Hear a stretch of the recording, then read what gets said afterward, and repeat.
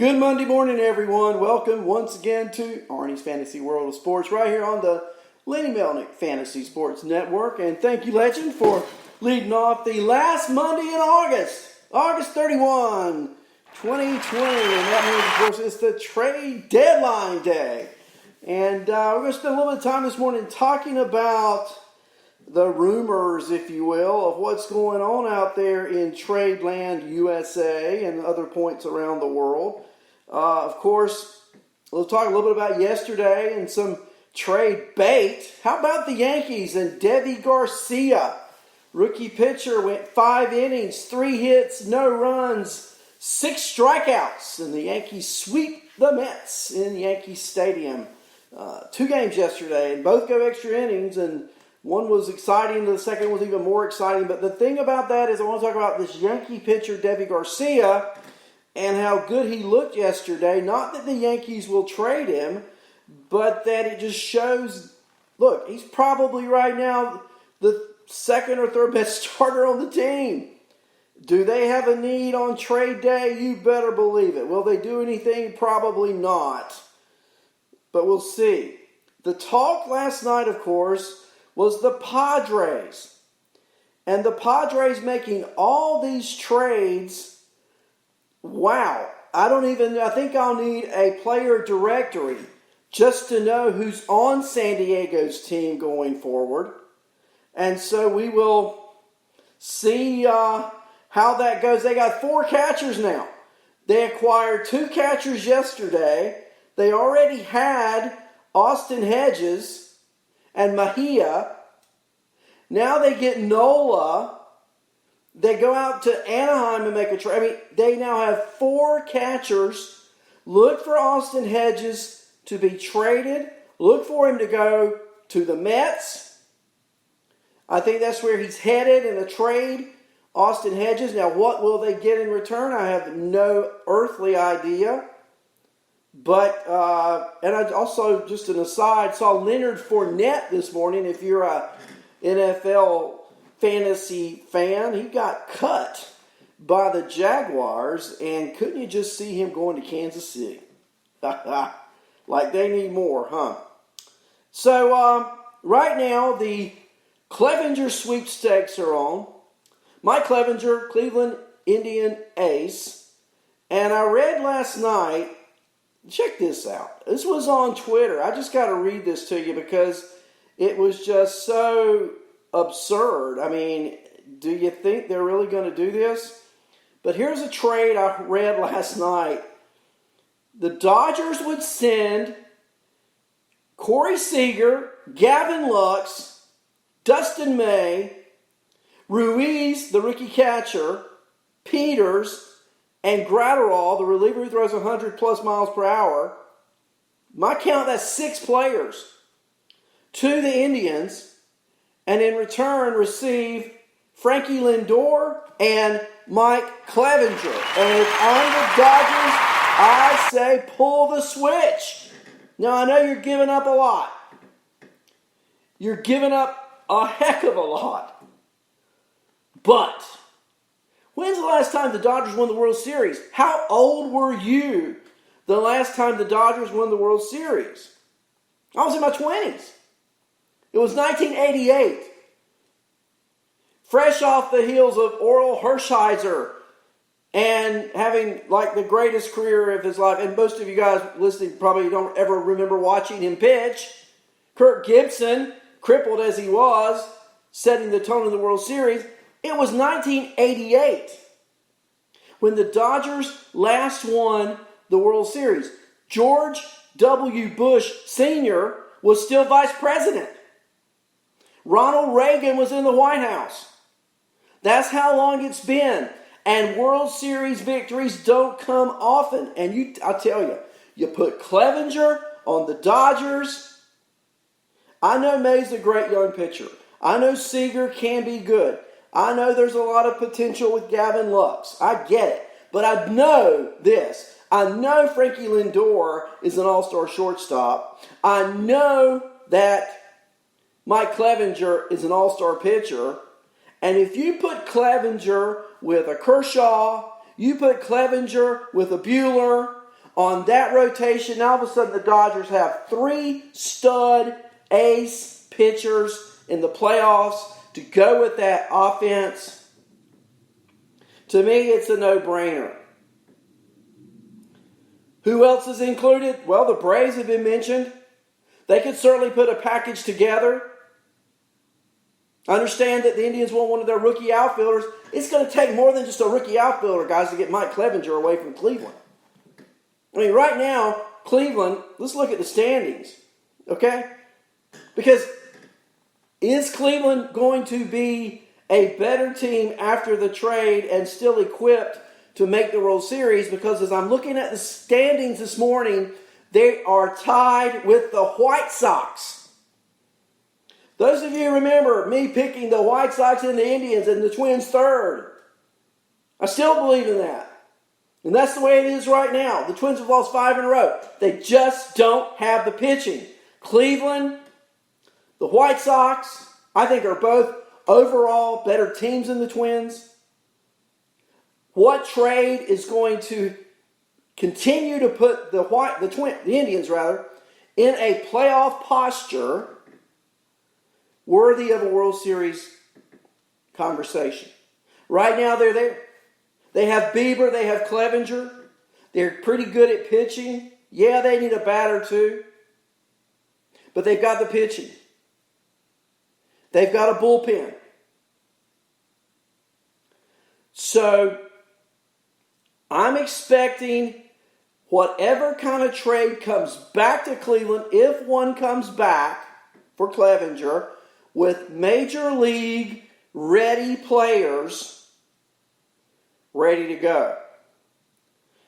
As we look at the standings, Tampa 24-11, the best record in the American League. Winners of 5 in a row. 8 of their last 10. The Yankees sit in second place, 19-13, 3.5 games behind Tampa.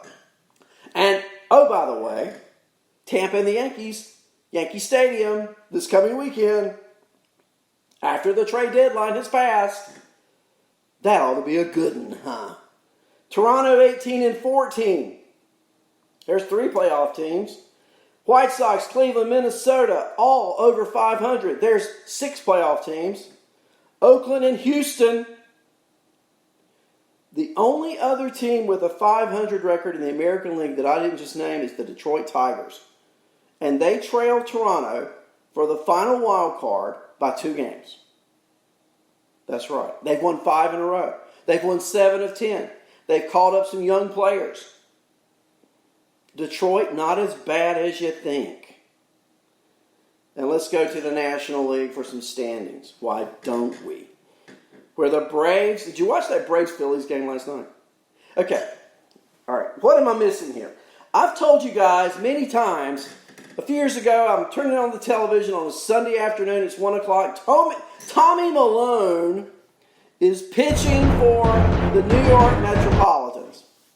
And he absolutely gets shelled. And so I make Malone my joke. He's the butt of my jokes. I mean, you want to enhance your stats? Face Tommy Malone. And I heard over the weekend the Braves were trading for Tommy Malone. And I'm like, you got to be kidding me. But they did. He was scheduled to start. He was with the Orioles. His last 5 starts, a 3.05 ERA with Baltimore. I get it. But that ain't exactly stressful. Playing house money pitching for the Orioles this year. Anything they do is fine. I mean, you have no expectations. The Braves have expectations. The Braves are a World Series contender. They want to advance beyond the NLDS. And so they go out and pick up Malone. Rumor has it he's flown in on a jet so he can make his start yesterday. Rumor also has it the Phillies paid for the flight so they could face him. The Braves are leading 10-0 early in the game. Arrieta's out in the second inning, giving up 7 runs.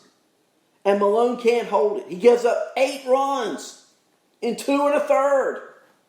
He's not the answer, Atlanta. I mean, you had Fulton Wicks. He's better than Malone. I don't get that trade at all. The Phillies were loving it. The Phillies down 10 runs, came back, it was 11-10 at one point. They lose 12-10, but it was almost like a moral victory for the Phillies, being down that much and coming back. Dansby Swanson's homer late gave the Braves a 2-run cushion. But in that National League East, the Braves lead the Marlins and Phillies by 3 games. The Mets by 4.5, and the Nats by 6. In the Central, the Cubs lead the Cardinals by 3.5 games. And oh, by the way, they play 5 games in 4 days coming up starting Thursday. Big games. We're 34 games in. After this week, there's only a week and a half, 2 weeks left. Only 3 weeks left of the season. Only 2 weeks before your fantasy playoffs start. Some fantasy playoffs leagues are starting playoffs this week. But the Cubs and Cardinals square off this coming weekend. It ought to be good. The Brewers are 4.5 back. The Reds 5 back. In the West, the Dodgers at 26-10, the best record in the major leagues, lead the Padres, who are 21-15, by 5 games. And San Diego's out here making these trades. They're still going to finish second in that division, I believe. Now, the one name I have not heard brought up in San Diego Padres is Mackenzie Gore. Just imagine for a moment the Padres making so far just minor changes. Their bullpen's a mess. They've got Pomerantz back. They're adding some more pieces back this week off of the IL. But where is Mackenzie Gore? Why hasn't Mackenzie Gore already been called up? Why is he not in that Padre rotation? And my question is, when's he going to be? This week. He's got to be in the rotation this week. Look for San Diego to activate Mackenzie Gore. If he's available in your fantasy league, go pick him up now. The Padres have shown over the weekend with their trades, they are all in. And oh, by the way, who do the Padres play later this week? Well, let's check it out, shall we? The Dodgers are playing the Arizona Diamondbacks. And the Padres later this week, I'm looking at Friday's schedule, and the Dodgers are playing the Rockies. A lot of games this weekend, a lot of double headers this weekend. I'm telling you. The Padres are scheduled to play the A's. And the A's are a really good team, but the A's are going to have a layoff. And I'm wondering if the A's will even be playing this weekend with the corona outbreak on their team. You know, we've seen teams go down for a week. I pretty much have written off the Seattle games between Oakland and Seattle that were scheduled to start tomorrow. That was a 3-game set. I'm writing those off. Will the A's play the Padres this coming weekend in the Oakland Coliseum? It would be a great place for Mackenzie Gore to get his first start. Number one, the A's are strikeout prone. Number two, that is a huge ballpark. I mean, foul balls in Oakland are caught. Foul balls hitting the same park somewhere else are foul balls out of the stands. It would be a great place for Mackenzie Gore to get his first major league start, and I'm looking for it against the swinging A's this weekend. But that's one name we've not heard mentioned. And we've heard about Texas trading their starting pitching. We've heard about Clevenger. But Mackenzie Gore could be as impactful as any name you've already heard. So, a lot to happen between now and 4 p.m. Eastern this afternoon, trade-wise. I'm going to just check real quick to see if there's any breaking news over the last few minutes. Andy Martino reports prices are still very high for Yankee targets. Not even close on Clevenger because Cleveland wants more than a young, controllable